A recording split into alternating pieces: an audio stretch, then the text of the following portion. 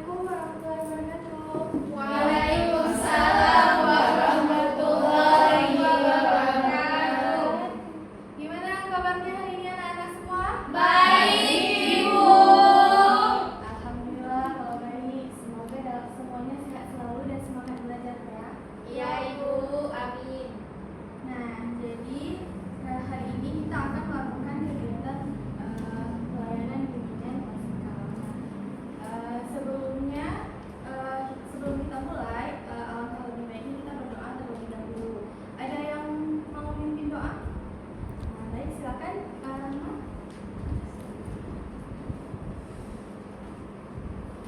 Baik, sebelum kita memulai kegiatan pada hari ini, alangkah baiknya kita membaca doa. Berdoa di mana? Bismillahirrahmanirrahim. Rabbi shrah li sadri wa yassir li amri wahlul 'uqdatam min lisani yafqahu qawli. Amin. Baik, terima kasih kepada Zulista Madani. Semoga kegiatan kita berjalan dengan baik. Nah, selanjutnya Ibu akan mengecek absen terlebih dahulu. Apa ada yang tidak hadir pada hari ini? Ada, Ibu. Siapa? Fatimah. Kemana dia kalau boleh tahu? Lupa neneknya haji, Bu. Oh, neneknya. Semoga perjalanan neneknya dilancarkan ya. Amin. Baik, terima kasih konfirmasinya anak-anak Ibu semua. Nah, sebelum kita lanjut, Ibu mau tanya sedikit nih. Anak-anak Ibu dalam sehari itu kira-kira berapa jam menggunakan media sosial? 5 jam, Ibu. 10. Tak terhitung. Tak terhitung. Semua Ada yang yang 5 jam, ada yang 10, ada yang tak terhitung. Lumayan cukup lama ya. Nah, anak-anak Ibu semua pernah nggak mengalami komentar negatif atau mungkin melihat komentar negatif di media sosial? Pernah ya. Nah, dari jawaban anak-anak itu tadi bisa kita lihat bahwa pengalaman anak Ibu semua, komentar-komentar atau hal-hal negatif itu sering terjadi di lingkungan kehidupan kita sehari-hari di dalam media sosial. Nah, hari ini Ibu akan membahas sedikit terkait topiknya adalah bijak dalam penggunaan media sosial. Nah, sebelum kita lanjut ke next, ada yang tahu apa itu media sosial? Instagram, Tahu, Ibu. Iya. Iya, Bu. Media massa. Ya, benar ya.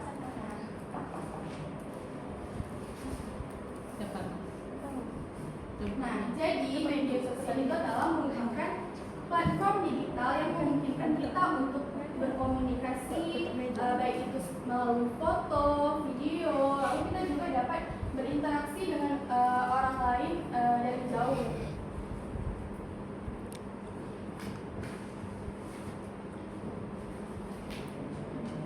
Nah,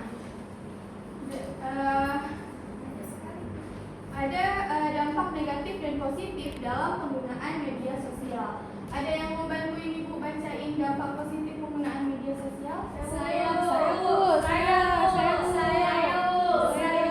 ya? Saya, Bu. Suci boleh? Dampak positif penggunaan media sosial. A. Meningkatkan kreativitas. B. Memperluas wawasan. C. Membantu remaja dalam membangun jaringan sosial dan memperluas lingkaran pertemanan. D. Mempermudah komunikasi dan interaksi dengan orang lain, baik itu teman, keluarga, atau bahkan orang yang belum dikenal. E. Membantu remaja dalam membangun identitas diri dan mengekspresikan diri. Baik, terima kasih Suci. Nah, Ibu akan jelaskan sedikit dari dampak positif penggunaan media sosial. Nah, yang pertama itu dapat meningkatkan kreativitas. Nah, dengan kita menggunakan media sosial, kita dapat berkarya, menyampaikan ide-ide atau informasi di dalam media sosial itu sendiri. Yang kedua itu memperluas wawasan. Nah, untuk memperluas wawasan ini kita dapat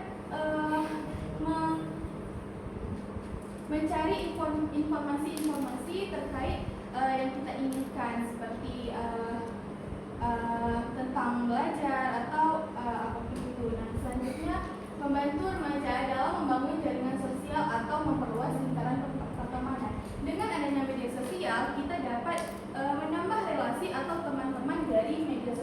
sendiri. Nah, selanjutnya itu mempermudah komunikasi. Nah, mempermudah komunikasi ini kita dapat berkomunikasi lebih cepat dengan baik itu keluarga, teman, ataupun orang yang belum kita kenal sama sekali. Dan terakhir, membantu remaja dalam membangun identitas diri serta mengekspresikan diri. Nah, di sini remaja itu dapat mengekspresikan dirinya baik itu melalui foto, video, dalam media sosial. Nah, setelah ada dampak positif dari penggunaan media sosial, pastinya ada dampak negatif dari penggunaan media sosial itu sendiri. Nah, yang pertama itu ada rusaknya manajemen waktu dan waktu tidur. Bisa dibilang kalau kita terlalu larut main media sosial itu, pasti nanti kita kurangnya tidur, lalu pekerjaan sekolah atau tugas-tugas itu tidak kita kerjakan karena keasikan dalam menggunakan media sosial. Nah, yang selanjutnya itu meningkatkan kegelisahan dan ketakutan. Nah, dalam media sosial seringkali orang-orang yang merasa kegelisahan dan ketakutan itu karena dia cemas ketika dia mendapatkan komentar-komentar negatif atau kata-kata yang tidak bisa kita bilang tidak baik dalam media sosial itu sendiri.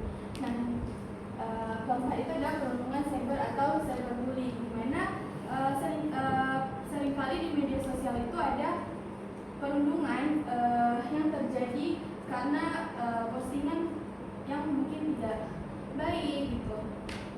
Selanjutnya, kurangnya komunikasi dengan orang lain secara langsung. Nah, tadi kan dampak positifnya itu kita dapat membangun komunikasi atau mempermudah. Nah, kalau dampak pastinya komunikasi dengan orang secara langsung itu kan lebih baik karena kita saling bertemu, saling tatap muka dan saling berinteraksi. Kalau dari jauh itu kan kita cuma kayak lewat chatan atau cuma lewat suara atau video yang dikirimkan saja, tidak langsung bertemu.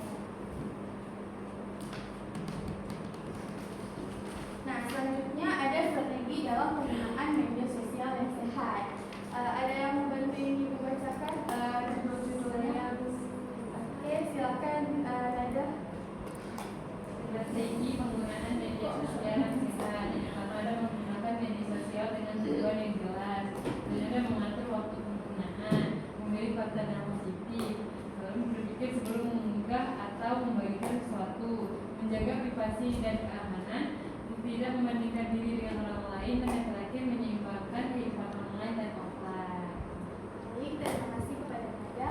Nah, di sini strategi penggunaan media sosial yang sehat, kita dapat menggunakan media sosial itu dengan tujuan yang jelas. Ketika kita menggunakan media sosial, kita dapat menggunakan untuk belajar, untuk mencari hal-hal yang positif.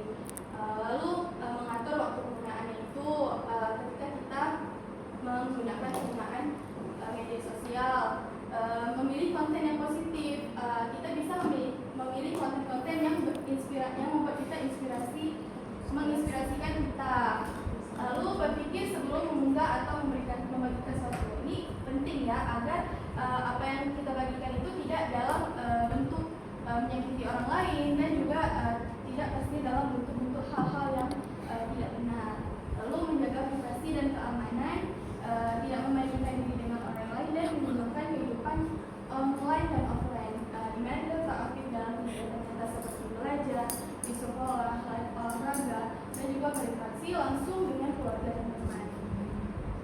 Nah, dari penjelasan ibu tadi, di sini ibu akan membagikan lembar kerja psikologi. Sebelumnya ibu akan membagikan anak-anak ibu dalam 3 kelompok. Ini kelompok 1 dan ini kelompok 2 dan ini kelompok 3. Nah, di lembar kerja peserta didik ini ada satu kasus yang ibu mau kalian itu diskusikan bersama anggota kelompok, lalu nanti ibu minta salah satu dari kelompok itu untuk mempresentasikannya. Ibu bagikan terlebih dahulu ya.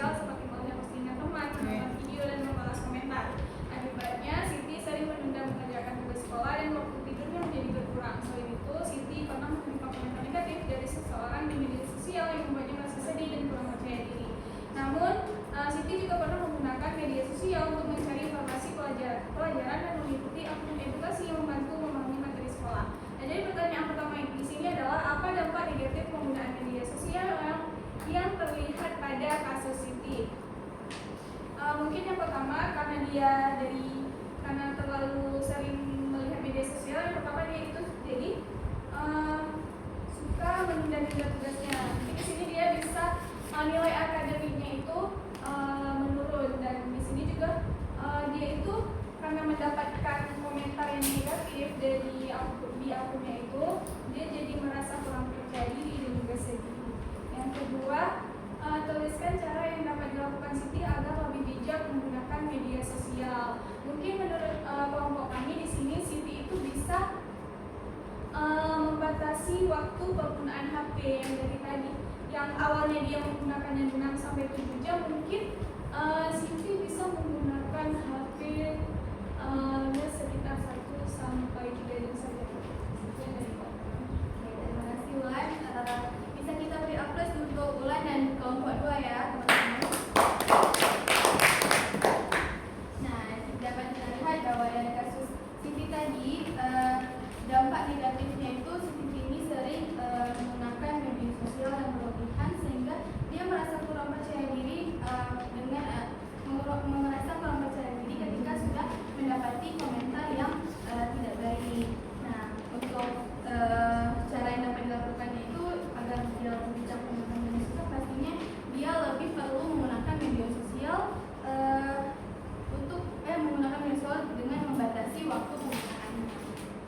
Nah, dari penjelasan itu tentang terkait bijak dalam menggunakan media sosial, apakah anak-anak ibu semua ada yang mau menyimpulkan?